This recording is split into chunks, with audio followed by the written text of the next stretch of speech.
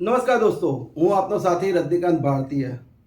મિત્રો, હાલમાં નામદાર સુપ્રીમ કોર્ટ દ્વારા આંધ્રપ્રદેશના આઉટસોર્સિંગ કર્મચારીઓના સમાન કામ સમાન વેતન અને કાયમી કરવાના કેસમાં આઉટસોર્સિંગ કર્મચારીની વિરુદ્ધમાં ચુકાદો આપ્યો છે. અને આ ચુકાદાના કારણે ગુજરાતના લાખો આઉટસોર્સિંગ કર્મચારીઓમાં નિરાશા વ્યાપી ગઈ છે. ત્યારે ગુજરાતના તમામ આઉટસોર્સિંગ કર્મચારીઓ કે જેઓ કોર્ટમાં જવા માગે છે એમને એક આશાનું કિરણ આપવા માટે આજનો વિડીયો હું કરી રહ્યો છું. દોસ્તો, જો યોગ્ય રીતે લડત આપવામાં આવે તો કશું અશક્ય નથી. એટલે આઉટસોર્સિંગ કર્મચારીઓ પણ કાયમી થઈ શકે છે અને સમાન કામ સમાન વેતન મેળવી શકે છે. ગુજરાત હાઈકોર્ટ દ્વારા એમના અનેક ચુકાદાઓમાં એ અવલોકન કરવામાં આવ્યું છે કે કાયમી સ્વરૂપની નોકરીઓમાં લાંબા સમય સુધી કોન્ટ્રાક્ટ અને આઉટસોર્સિંગથી નોકરીઓ આપવી એ એક પ્રકારનો અન્યાય છે. ખુદ સુપ્રીમ કોર્ટ દ્વારા પણ આંધ્રપ્રદેશના આઉટસોર્સિંગ કર્મચારીઓ વિરુદ્ધ ચુકાદો આપતા પહેલા દરેક રાજ્યોના આઉટસોર્સિંગ કર્મચારીઓ જેઓ કાયમી થવા માંગે છે એમને એક હિન્ટ આપી હતી. નવાઈ લાગી ને દોસ્તો? ખરેખર સુપ્રીમ કોર્ટે પોતાના ચુકાદામાં અને અવલોકનમાં આઉટસોર્સિંગ કર્મચારી કેવી રીતે કાયમી થશે એની એક હિન્ટ આપી છે. સુપ્રીમ કોર્ટે પોતાના અવલોકનમાં જણાવ્યું છે કે આઉટસોર્સિંગની નીતિ એ ગેરકાયદેસર છે. એ ક્યાંય કોઈ જગ્યાએ સાબિત થયું નથી.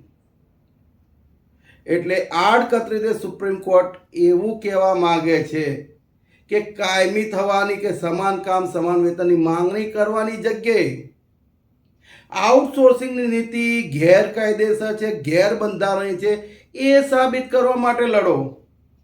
ભૂતકાળમાં આપણે જોયું છે કે ફિક્સ પગારદારોના કેસમાં યોગક્ષેમ સંસ્થાએ પીઆઈએલ કરી હતી અને જેમાં ફિક્સ પગારની નીતિ ગેરબંધારણીય છે એ સાબિત કર્યું હતું.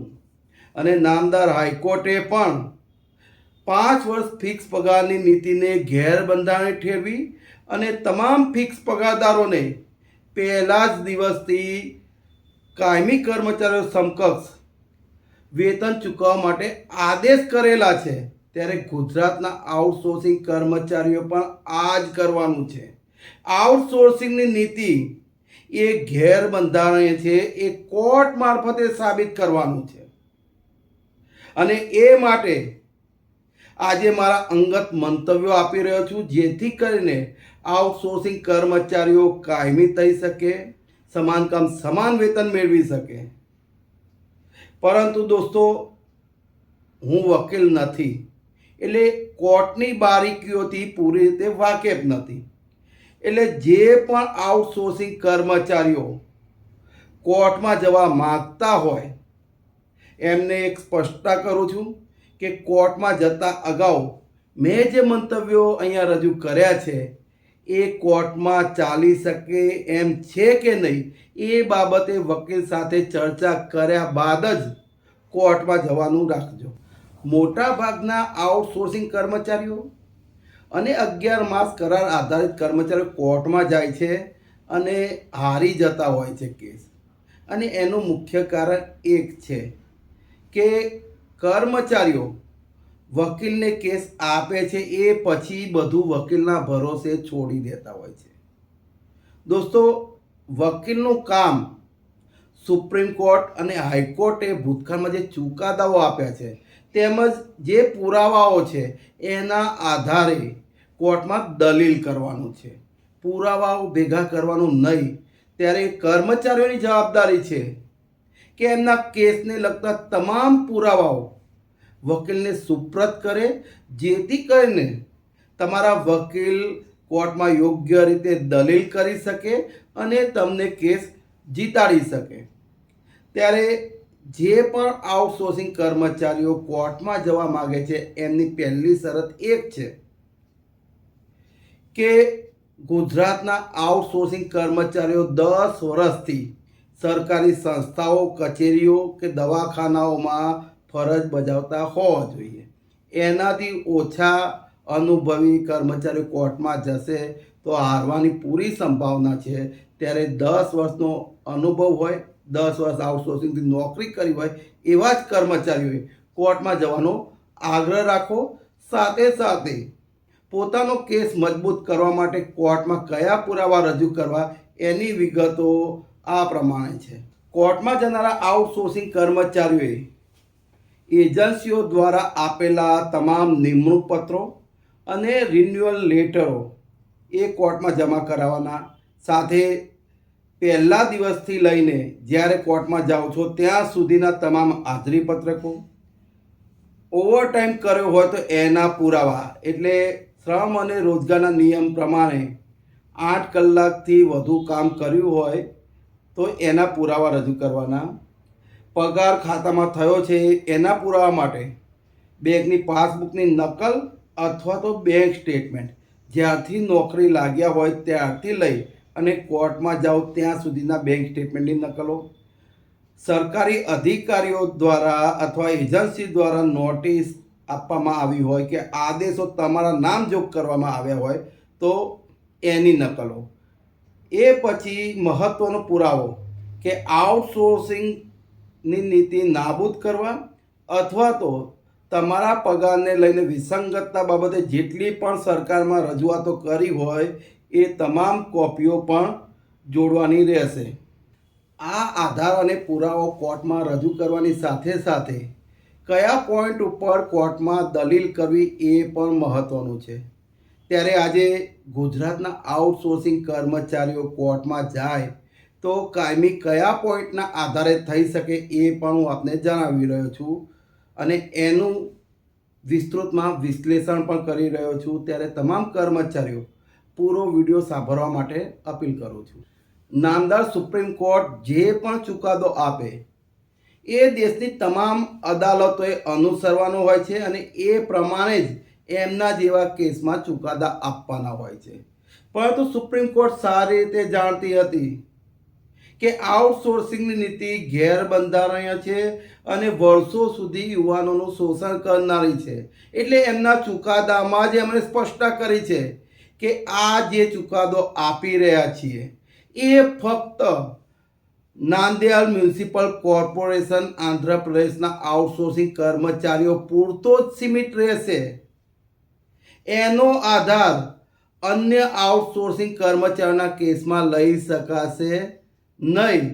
સાથે સાથે સુપ્રીમ કોર્ટે નાંદિયાલ મ્યુનિસિપાલિટીને આદેશ પણ કર્યો છે કે આ કર્મચારીઓ દાયકાઓ સુધી સેવાઓ આપી છે તો એમની સેવાઓને ધ્યાનમાં લઈને માનવતાના ધોરણે કાયમી કરવા બાબતે વિચારણા કરી શકાય.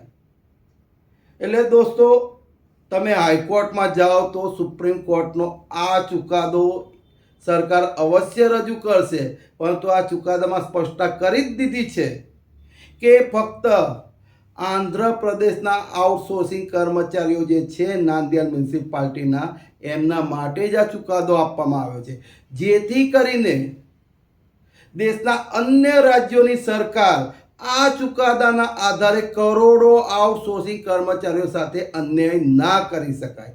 ત્યારે આ ચુકાદો તમે જે કોર્ટમાં જવાના છો તો એ કોર્ટમાં ચાલશે નહીં. બીજો પોઈન્ટ છે કે ગુજરાત સરકારે 4 એપ્રિલ 2010ના રોજ વર્ગ 4ની કાયમી ભરતી બંધ કરી આઉટસોર્સિંગ એજન્સી પાસેથી કર્મચારીની સેવા લેવાનો નિર્ણય કર્યો. દોસ્તો, નામદાર સુપ્રીમ કોર્ટે આંધ્રપ્રદેશના ચુકાદામાં અવલોકન કર્યું છે કે કાયમી જગ્યાઓ એ સરકારી સંપત્તિ છે અને એના ઉપર અરજી કરવાનો દરેક નાગરિકને અધિકાર છે. પરંતુ ગુજરાત સરકારે વર્ગ 4ની જે કાયમી ભરતી છે એ બંધ કરી દીધી છે અને જેના કારણે લાખો કર્મચારીઓ એવા છે જે વર્ગ 4માં નોકરી કરવા માગે છે. એમના નોકરી કરવાના અધિકાર અરજી કરવાના અધિકાર ગુજરાત સરકારે છીનવી લીધા છે. કારણ કે વર્ગ 3માં તમારે નોકરી કરવી હોય તો મિનિમમ લાયકાત ગ્રેજ્યુએટ કરી નાખી છે ગુજરાત સરકારે. ત્યારે જે લોકો ગરીબ છે, જે પોતાના સંતાનોને ઉચ્ચ શિક્ષણ આપી શકે એમ નથી અને એમના માટે ઓછું ભણેલાઓ માટે વર્ગ 4ની નોકરી એ છેલ્લો ઓપ્શન હતો, પણ એ ઓપ્શન ગુજરાત સરકારે છીનવી લીધો છે અને જબરજસ્તી એમની પાસે આઉટસોર્સિંગમાં નોકરી કરવા માટે ફરજ પાડવામાં આવી રહી છે. આમ વર્ગ 4ની એ રેગ્યુલર મહેકમની જગ્યાઓ છે અને રેગ્યુલર મહેકમની જગ્યાઓ ઉપર અરજી કરવાના ગુજરાતના નાગરિકોના અધિકાર ઉપર ગુજરાત સરકારે તુગલકી વલણ દાખવીને તરાપ મારી છે. સરકારી કાયમી જગ્યાઓ પર કયા કર્મચારીઓ કામ કરશે એ નિર્ણય લેવાની સત્તા ગુજરાત સરકારે આઉટસોર્સ એજન્સીઓને સોંપી દીધી છે. દોસ્તો, વર્ગ 1, વર્ગ 2 અને વર્ગ 3ની ભરતીઓ કરવા માટે ગુજરાત સરકાર પાસે જીપીએસસી અને ગૌણ પસંદગી સેવા મંડળ જેવા બોર્ડ છે અને આ બોર્ડ દ્વારા કાયમી કર્મચારીની ભરતી કરવા માટે જાહેરાત બહાર પાડવામાં આવે છે, એમની પરીક્ષાઓ લેવામાં આવે છે અને જે ઉમેદવાર મેરિટમાં ટોપનો ક્રમાંક હાંસિલ કરે એવા ઉમેદવારોને જ વર્ગ 1, વર્ગ 2 અને વર્ગ 3ની જગ્યા ઉપર નોકરી લેવામાં આવે છે. આમ ગુજરાત સરકાર પાસે જીપીએસસી અને ગૌણ સેવા પસંદગી મંડળ જેવા મજબૂત બોર્ડ હોવા છતાં પણ સરકારી સંસ્થાઓ, સરકારી કચેરીઓમાં વર્ગ 4ની સેવા માટે આઉટસોર્સિંગ એજન્સીઓને જવાબદારી સોંપી દીધી છે અને કયા કર્મચારીઓ કામ કરશે એનો નિર્ણય લેવાની સત્તા આઉટસોર્સ એજન્સીઓને સોંપી દીધી છે. ત્યારે સવાલ વ્યાજબી છે કે ભરતી બોર્ડ ગુજરાત પાસે છે તો વર્ગ 1, વર્ગ 2, વર્ગ 3ની જેમ વર્ગ 4ના કર્મચારીઓની પણ કાયમી ભરતી એ પ્રોસેસ પ્રમાણે કરવાની જગ્યાએ આઉટસોર્સ એજન્સીઓ જે પણ કર્મચારી આપે એ યોગ્ય છે કે નહીં એની ચકાસણી કર્યા સિવાય એમને સીધા સરકારી સંસ્થાઓમાં નોકરી લઈ લેવામાં આવે છે અને જે બિલકુલ ગેરકાયદેસર છે. ગુજરાત સરકાર દ્વારા ભારતના સંવિધાનના આર્ટિકલ 16નું ઉલ્લંઘન કરી ચોક્કસ જાતિના યુવાનોની પ્રગતિ રોકવા આઉટસોર્સિંગની નીતિ લાવવામાં આવી. દોસ્તો, વર્ષ 2010માં ગુજરાતની ભારતીય જનતા પાર્ટીની સરકારે વર્ગ 4ની કાયમી ભરતી બંધ કરી અને આઉટસોર્સિંગથી સેવા લેવાનું નક્કી કર્યું. એનું મુખ્ય એક જ કારણ હતું કે વર્ગ 4માં નોકરી કરતા સફાઈ કામદાર, પટાવાળા, વોર્ડ બોય, વોર્ડ આયા, ડ્રેસર અને ચોકીદાર મોટા ભાગના એસસી, એસટી અને ઓબીસી સમાજના હતા. ત્યારે ગુજરાત સરકાર દ્વારા એસસી, એસટી અને ઓબીસી સમાજના યુવાનો પ્રગતિ ના કરે, પોતાના સંતાનને યોગ્ય શિક્ષણ ના આપી શકે અને કાયમ માટે નોકરી ગુમાવવાના ડર હેઠળ જિંદગી વ્યતીત કરતા રહે એટલા માટે જ વર્ગ 4ની કાયમી ભરતી બંધ કરી અને આઉટસોર્સિંગ એજન્સીઓના કતલખાનાના હવાલે કરી દીધા. જ્યારે ભારતીય સંવિધાનનો આર્ટિકલ 16 કહે છે કે કોઈ પણ વ્યક્તિને જાતિ, ધર્મના આધારે નોકરીમાં અન્યાય કરી શકાય નહીં, એમને સમાન તકો આપવી પડે. પરંતુ ગુજરાત સરકાર દ્વારા ભારતના બંધારણના આર્ટિકલ 16નું ખુલ્લેઆમ ઉલ્લંઘન કરી અને જાતિ આધારિત ભેદભાવ કરવામાં આવ્યો છે. ગુજરાતના આઉટસોર્સિંગ કર્મચારીઓના પગાર ચૂકવવામાં શ્રમ અને રોજગારના જે કાયદાઓ અને નિયમો છે એનું ખુલ્લેઆમ ઉલ્લંઘન થઈ રહ્યું છે. લઘુત્તમ વેતન અધિનિયમ 1948નું ઉલ્લંઘન, બોનસ ચૂકવણી અધિનિયમ 1965નું ઉલ્લંઘન, ગ્રેજ્યુટી અધિનિયમ 1972નું ઉલ્લંઘન, પ્રોવિડન્ટ ફંડ અને પરચુરણ જોગવાઈઓનો અધિનિયમ 1952નું ઉલ્લંઘન, કામદાર રાજ્ય વીમા અધિનિયમ 1948. હવે સુપ્રીમ કોર્ટમાં મ્યુનિસિપાલિટી નાંદેડના વકીલે દલીલ કરી હતી કે આઉટસોર્સિંગ કર્મચારીઓને લઘુત્તમ વેતન ચૂકવાય છે તેમજ અન્ય લાભો આપવામાં આવે છે, પરંતુ ગુજરાત સરકારની સંસ્થાઓમાં આઉટસોર્સિંગ એજન્સીઓ મારફતે ફરજ બજાવતા કર્મચારીઓના પગારમાં નિયમોનો કાયદાઓનો ખુલ્લેઆમ ભંગ થઈ રહ્યો છે. આરોગ્ય વિભાગની જ વાત કરું તો તમામ કર્મચારીઓના પુરાવા મારી પાસે છે કે વર્ષ 2015થી લઈને 2020 સુધી મોટા ભાગના આઉટસોર્સિંગ કર્મચારીઓને બોનસ ચૂકવાયું નથી. એટલું જ નહીં, 2015થી 2023 સુધી 8 વર્ષ સુધી એક જ એજન્સીઓમાં કર્મચારીઓ નોકરી કરી છે, એમ છતાં ગ્રેજ્યુઇટી ચૂકવવામાં આવી નથી. અને પીએફમાં તો મોટા ભાગના કર્મચારીઓના જે પીએફ એકાઉન્ટ છે એમાં ખાનગી એજન્સીઓએ કરી છે. એટલું જ નહીં, ઈએસઆઈસીની ચૂકવણી સરકારે એજન્સીઓને કરી છે, પરંતુ કોઈ પણ કર્મચારીઓને ઈએસઆઈસીની સેવા આપેલ નથી. એટલે એક રીતે કહી શકાય તો શ્રમ અને રોજગાર વિભાગના કાયદાઓનું એજન્સીઓ અને સરકારે ઉલ્લંઘન કર્યું છે, જેના કારણે કર્મચારીઓને એમનો હક આપવા માટે કોર્ટ આદેશ કરી શકે છે. ગુજરાત સરકાર આઉટસોર્સિંગની નીતિ કરકસર કરવા નહીં પણ ભ્રષ્ટાચાર કરવા જ લાવી છે. આપણે આગળના પોઈન્ટમાં જે પોઈન્ટ ઉઠાવ્યા એમાં ગુજરાત સરકાર એમ કહેશે કે અમે તો બધા રૂપિયા એજન્સીઓને ચૂકવી દીધા છે, હવે એજન્સી કર્મચારીઓને નથી ચૂકવતી તો એમાં અમારો કોઈ વાંક નથી. તેમજ ગુજરાત સરકારે ફિક્સ પગારદારોના કેસમાં એવું સોગંદનામું કર્યું છે સુપ્રીમ કોર્ટમાં કે ફિક્સ પગારની નીતિ અમે કરકસર કરવા માટે લાવ્યા છીએ, કારણ કે કર્મચારીઓને ઓછા ફિક્સ પગાર વેતનમાં લઈએ તો વધુ યુવાનોને અમે નોકરી આપી શકીએ. અને આઉટસોર્સિંગ બાબતે પણ ગુજરાત સરકાર કોર્ટમાં આ કારણ અચૂક રજૂ કરશે કે આઉટસોર્સિંગની નીતિ કરકસર કરવા લાવ્યા છીએ, પણ આ દલીલ ચાલે એમ નથી. કારણ કે વર્ષ 2010માં ગુજરાત સરકારે વર્ગ 4ની કાયમી ભરતી બંધ કરી અને આઉટસોર્સિંગની નીતિ લાવી. એ વખતે જે નીતિ કરકસર કરવા માટે લાવ્યા છે ફિક્સ પગારની નીતિ ગુજરાતમાં અમલમાં હતી, તો વર્ગ 4ના કર્મચારીની સેવા પણ ગુજરાત સરકાર ફિક્સ પગારથી લઈ શકી હોત. અને આ બાબતે મેં વિડીયો પણ કર્યો છે કે વર્ષ 2015માં મલ્ટીપર્પઝ હેલ્થ વર્કર અને ફિમેલ હેલ્થ વર્કરની કાયમી ભરતી આવેલી, જેમાં 7,800 રૂપિયા ફિક્સ પગાર કાયમી મલ્ટીપર્પઝ હેલ્થ વર્કર અને ફિમેલ હેલ્થ વર્કરને ચૂકવવામાં આવતો હતો. એમ છતાં ગુજરાત સરકાર દ્વારા ડબલ પગાર એટલે 15,000થી 16,000 રૂપિયા એજન્સીઓને ચૂકવી અને આઉટસોર્સિંગથી મલ્ટીપર્પઝ હેલ્થ વર્કર અને ફિમેલ હેલ્થ વર્કરની સેવાઓ લીધી હતી.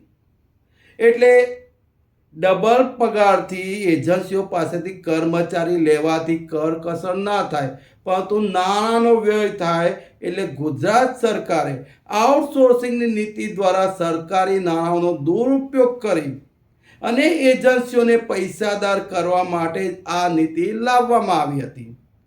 સાથે એજન્સીઓને જે ચૂકવણા થતા હતા બોનસ, રજા પગાર, સ્પેશિયલ એલાઉન્સ, જેમાં એજન્સીઓ કટકી કરતી હતી, ત્યારે ગુજરાત સરકાર એવું કારણ રજૂ કરશે કે અમે તો એજન્સીઓને તમામ રૂપિયા ચૂકવી દેતા હતા, એજન્સીઓ કર્મચારીઓને ના ચૂકવે તો એમાં અમારો શું વાંક. તો એ બાબતે સ્પષ્ટતા કરી દઉં કે આ કર્મચારીઓ સરકારી સંસ્થામાં નોકરી કરતા હતા, ત્યારે એમને તમામ ચૂકવણા યોગ્ય રીતે થાય એ જોવાની જવાબદારી ગુજરાત સરકાર અને એમના અધિકારીઓની હતી. અને આ બાબતે અનેક ફરિયાદો કર્મચારીઓએ કરી છે, એમ છતાં સરકાર દ્વારા આ એજન્સીઓ વિરુદ્ધ કોઈ પગલાં લીધા નથી અને એમને ભ્રષ્ટાચાર કરવા માટે છૂટો દોર આપ્યો છે. ત્યારે આઉટસોર્સિંગની નીતિ એ ગુજરાત સરકાર ફક્ત ને ફક્ત ભ્રષ્ટાચારને પ્રોત્સાહન આપવા માટે ભ્રષ્ટાચાર વધારવા માટે લાવી છે એ ચોક્કસ સાબિત થાય. ગુજરાત સરકાર અને એજન્સીઓ દ્વારા શ્રમ અને રોજગાર વિભાગના કાયદાઓ, નિયમો અને આદેશોનું ખુલ્લેઆમ ઉલ્લંઘન. દોસ્તો, શ્રમ અને રોજગાર વિભાગના કાયદાઓ અને આદેશો કહે છે કે કોઈ પણ શ્રમજીવી પાસેથી રોજના 8 કલાક અને અઠવાડિયામાં 6 દિવસ લેખે 26 દિવસ મહિનાના કામગીરી લઈ શકાશે અને એનાથી વધુ કામગીરી જો લેવામાં આવે તો ડબલ પગાર ઓવરટાઈમ પેટે ચૂકવવાનો રહેશે.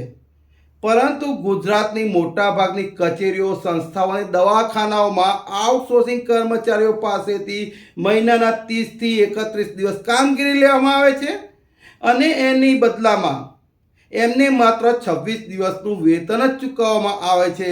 5 દિવસ જે વધારાની કામગીરી લીધી છે એનો ઓવરટાઈમ ક્યારેય ચૂકવાયો નથી. કોરોના જેવી મહામારીમાં પણ આરોગ્ય વિભાગના આઉટસોર્સિંગ કર્મચારીઓએ પોતાના જીવના જોખમે જાહેર રજા અને રવિવારની રજાના દિવસે વધારાની કામગીરી કરી હતી. એમ છતાં આ દિવસોનો 130 દિવસનો ડબલ પગાર ઓવરટાઈમ પેટે કર્મચારીઓને ચૂકવવાની વાત તો દૂર રહી, મૂળ પગાર પણ સરકાર કે એજન્સીઓ દ્વારા ચૂકવવામાં આવ્યો નથી. એટલે શ્રમ અને રોજગાર વિભાગના કાયદાઓના ઉલ્લંઘન બદલ કોઈ પણ કોર્ટ કર્મચારીની તરફેણમાં ચુકાદો આપી શકે છે. ભારતના બંધારણના આર્ટિકલ 23નું ઉલ્લંઘન કરી આઉટસોર્સિંગ કર્મચારીઓ પાસે વેટ કરાવી. આગળના પોઈન્ટમાં આપણે જોયું કે આઉટસોર્સિંગ કર્મચારીઓ પાસેથી મહિનાના 30થી 31 દિવસ કામગીરી લેવામાં આવતી હતી અને એમને 26 દિવસનો પગાર ચૂકવવામાં આવતો હતો. તેમજ કોરોનામાં જાહેર રજા અને રવિવારની રજાના દિવસોમાં કરેલ કામગીરીનો ઓવરટાઈમ તો ઠીક, પણ મૂળ પગાર પણ ગુજરાત સરકારે અથવા એજન્સીઓ કર્મચારીઓને ચૂકવ્યો નથી. તો એના કારણે કર્મચારીઓ આ પગાર લેવા માટે અથવા તો ઓવરટાઈમ બાબતે રજૂઆતો કરવા જાય તો એજન્સીઓ અથવા અધિકારીઓ દ્વારા એમને નોકરીમાંથી કાઢી મૂકવાની ધમકીઓ આપવામાં આવતી હતી. આમ એક રીતે કહી શકાય કે કર્મચારીઓને નોકરીમાંથી કાઢી મૂકવાની ધમકીઓ આપી મફતમાં કામગીરી ગુજરાત સરકારે પોતાની કચેરીઓમાં કરાવી છે અને વેઠ પ્રથાને પ્રોત્સાહન આપ્યું છે. બંધારણનો આર્ટિકલ 23 વેટ પ્રથાને વિરોધ કરે છે અને વેટ પ્રથાને ગેરબંધારણીય ઠેરવે છે. ત્યારે આઉટસોર્સિંગની નીતિ એ એક વેટ પ્રથા હોય અને આપોઆપ ગેરબંધારણીય સાબિત થાય છે. રેગ્યુલર મેકઅપની ખાલી જગ્યાઓમાં લાંબા સમય સુધી કોન્ટ્રાક્ટ કે આઉટસોર્સિંગથી સેવા ના લઈ શકાય. નામદાર ગુજરાત હાઈકોર્ટના ઘણા ચુકાદાઓમાં અવલોકન કર્યું છે કે ગુજરાત સરકાર દ્વારા રેગ્યુલર મેકઅપની જે ખાલી જગ્યાઓ છે એમાં લાંબા સમય સુધી કોન્ટ્રાક્ટથી નોકરીઓ આપી અને કર્મચારીઓની સાથે અન્યાય કરવામાં આવી રહ્યો છે. રેગ્યુલર મેકઅપની કાયમી ભરતીઓ સમયસર ના થાય તો ગુજરાતની જનતાને તકલીફ ના પડે અને એમને કર્મચારી સેવા મળતી રહે એ માટે ટેમ્પરરી અથવા તો કામચલાઉ ધોરણે કોન્ટ્રાક્ટ અથવા આઉટસોર્સિંગથી કર્મચારી સેવા લેવાની હોય. પરંતુ આ સેવા લેવાની મર્યાદા 3 વર્ષ સુધી છે. 3 વર્ષમાં ગુજરાત સરકારે એ જગ્યા ઉપર કાયમી ભરતી કરીને ભરી દેવાની હોય. એની જગ્યાએ ગુજરાત સરકાર દ્વારા રેગ્યુલર મેકઅપના કર્મચારીઓ, આરોગ્ય વિભાગના ખાસ કરીને કહીએ તો વર્ગ 4ના કર્મચારીઓ તેમજ વર્ગ 3ના multipurpose health worker, female health worker, staff nurse, pharmacist, lab ટેકનિશિયનની સેવાઓ વર્ષોથી આઉટસોર્સિંગ એજન્સીઓ પાસેથી લેવામાં આવે છે. ત્યારે જો આ તમામ કર્મચારીઓને 10 વર્ષ પૂરા થઈ ગયા હોય તો કોર્ટમાં જઈ કાયમીનો દાવો કરી શકે છે.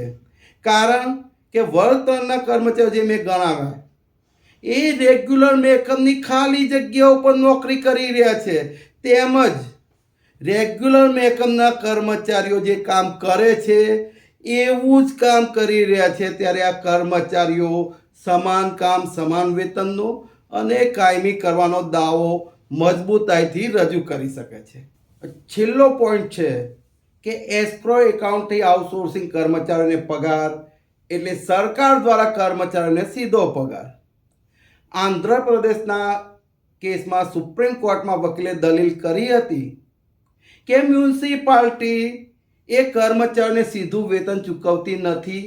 મ્યુનિસિપાલિટી એજન્સીઓને ચૂકવે છે અને એજન્સીઓ એ આઉટસોર્સિંગ કર્મચારીઓને વેતન ચૂકવે છે. એટલે કર્મચારીઓ અને મ્યુનિસિપાલિટી સાથે વેતન બાબતે પણ સીધો સંબંધ પ્રસ્થાપિત થતો નથી.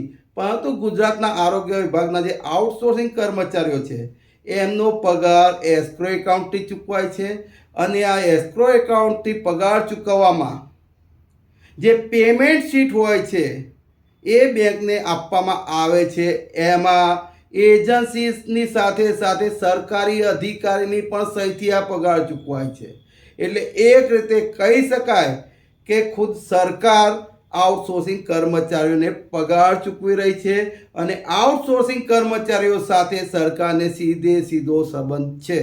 અને આમ આ તમામ મુદ્દાઓના આધારે આઉટસોર્સિંગ કર્મચારીઓ કોર્ટમાં કાયમી થવા માટે અને સમાન કામ સમાન વેતનની માંગણી મૂકી શકે છે. અને કદાચ નામદાર હાઈકોર્ટ જ નહીં, સુપ્રીમ કોર્ટ પણ આ 10 મુદ્દાઓના આધારે તમને કાયમી કરવા માટે મંજૂરી પણ આપે અને સરકારને આદેશો પણ કરે. પરંતુ મારી ફરીથી સૂચના છે કે આ તમામ મુદ્દાઓના આધારે જે પણ કર્મચારી કોર્ટમાં જવા ઈચ્છુક હોય એમણે વકીલ સાથે સલાહ સૂચન લઈ લેવા અને ત્યારબાદ જ કોર્ટમાં જવાનો આગ્રહ રાખવો. મિત્રો, આ વિડીયો અને જે મુદ્દા મેં જણાવ્યા છે એ ગુજરાતના આઉટસોર્સિંગ કર્મચારીઓને નિરાશામાંથી બહાર કાઢવા માટે જણાવ્યા છે. કારણ કે સુપ્રીમ કોર્ટના આદેશના કારણે આઉટસોર્સિંગ કર્મચારીને એવું લાગતું હતું કે હવે અમે કાયમી થઈ જ નહીં શકીએ. પરંતુ જે પોઈન્ટ મેં રજૂ કર્યા છે તેમજ આઉટસોર્સિંગની નીતિને જો ગેરબંધારણીય સાબિત કરી શકો તો ગુજરાતના તમામ કર્મચારીઓ એ કાયમી થઈ શકે છે. સમાન કામ સમાન વેતન એમને મળી શકે છે અને આ બાબતે નામદાર હાઈકોર્ટ જ નહીં પરંતુ સુપ્રીમ કોર્ટ પણ તમારી તરફેણમાં ચુકાદા આપી શકે છે. પરંતુ અંગતપણે હું માનું છું કે કોર્ટોની લાંબી પ્રક્રિયામાં સમય બગાડવાની જગ્યાએ પોતાને સંગઠિત કરવામાં સમય બગાડો. તમામ ગુજરાતના તમામ વિભાગોના આઉટસોર્સિંગ કર્મચારીઓને સંગઠિત કરો. એસસી એસટી ઓબીસી સમાજને જેમને ગુજરાત સરકારે વર્ષોથી ગરીબ રાખવા પ્રયત્ન કર્યો છે એમને જાગૃત કરો અને તમામ લોકો સંગઠિત થઈ અને 2027ની વિધાનસભાની જે ચૂંટણી આવી રહી છે એમાં ગુજરાતની ભારતીય જનતા પાર્ટીને ઘરે બેસાડી દો અને નવી સરકાર બનાવો અને આ સરકાર પાસે પોતાની માંગણીઓ મૂકો અને સાથે જણાવો કે આઉટસોર્સિંગ કર્મચારીને જો કાયમી કરવામાં નહીં આવે તો આવતી વિધાનસભાની ચૂંટણીમાં પણ તમારા આ જ હાલ કરીશું. અને દોસ્તો, એકતામાં બહુ મોટી તાકાત રહેલી છે. એ દરેક એસસી એસટી ઓબીસી સમાજના યુવાને અને આઉટસોર્સિંગથી નોકરી કરતા તમામ કર્મચારીઓ સમજવાની જરૂર છે. બાબા સાહેબ આંબેડકર કહી ગયા છે, શિક્ષિત બનો, સંગઠિત બનો અને સંઘર્ષ કરો. જય ભીમ, જય ભારત, જય સંવિધાન, જય જોહાર.